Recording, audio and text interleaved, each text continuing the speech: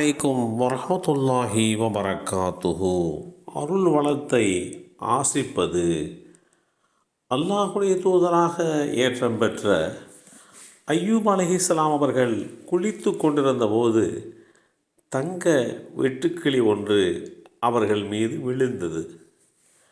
அதை ஐயூப் அலைஹிஸ்ஸலாம் அவர்கள் தங்களின் ஆடையில் எடுத்தார்கள்.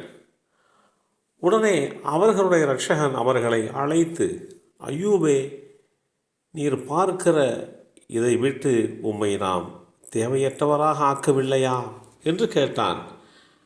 அதற்கு ஐயூப் அலைஹிஸ்ஸலாம் அவர்கள், உன் கண்ணியத்தின் மீது ஆணையாக அப்படித்தான்.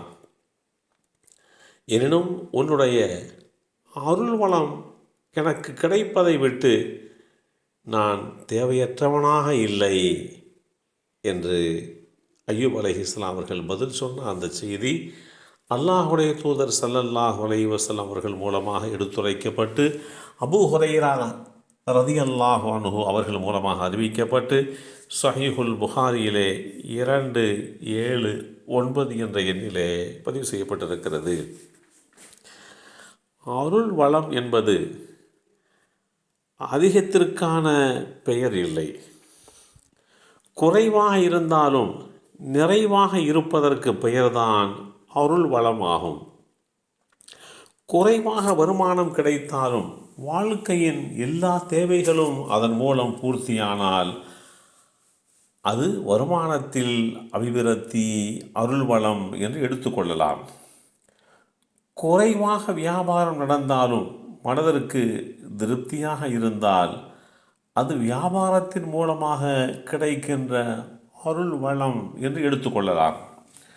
குறைந்த உணவு அது பல பேருக்கு போதுமானதாக அமைந்துவிட்டால் அது உணவின் மூலமாக கிடைக்கக்கூடிய அருள் வளமாக எடுத்துக்கொள்ள முடியும்.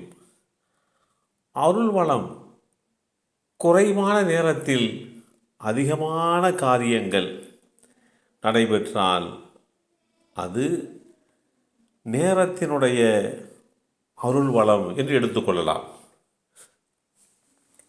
குறைவான நேரம் இருக்கிறது, ஆனால் காரியங்கள் நிறைவாக நடைபெற்றது என்று சொன்னால் அது நேர காலத்தின் மூலமாக கிடைக்கக்கூடிய அருள் வளமாக நாம் எடுத்துக்கொள்ளலாம். ஒரே ஒரு மகன் இருக்கிறான், நமது எல்லா தேவைகளும் அவன் மூலமாக பூர்த்தியாகிறது. அது குழந்தை செல்வத்தின் அருள் வளம். குறைவான ஆயுட்காலமாக இருந்தாலும் நிறைய நன்மைகளை புரிய முடிந்தது என்று சொன்னால் அது ஆயுட்காலத்தில் கிடைத்த அருள் வளம் என்று எடுத்துக்கொள்ளலாம். அதிகமாக இருத்தல், இதில்தான் அருள் வளம் என்ற வார்த்தைக்கு நாம் கற்பிக்கக்கூடிய அர்த்தம் நிறைய சம்பாதிப்பது, நிறைய வியாபாரம் நடப்பது, நிறைய சாப்பிடுவது, அதிக நேரங்கள் ஓய்வு கிடைப்பது, அதிகமான குழந்தைகளை பெற்றுக்கொள்வது, இதுதான் அபிவிருத்தி, அருள் வளம் என்று நாம் நினைத்து வருகிறோம். ஆனால் உண்மையில் இஸ்லாமிய கண்ணோட்டத்தில் அதிகமாக இருத்தல் என்பது அருள் வளத்திற்கான அறிகுறி அல்ல. மாற்றமாக குறைவாக உள்ளதில் நிறைய கிடைக்கின்றதே அதுதான் அருள் வளம் என்ற ஒரு நிலைப்பாட்டை இஸ்லாம் தெளிவுபடுத்துகிறது.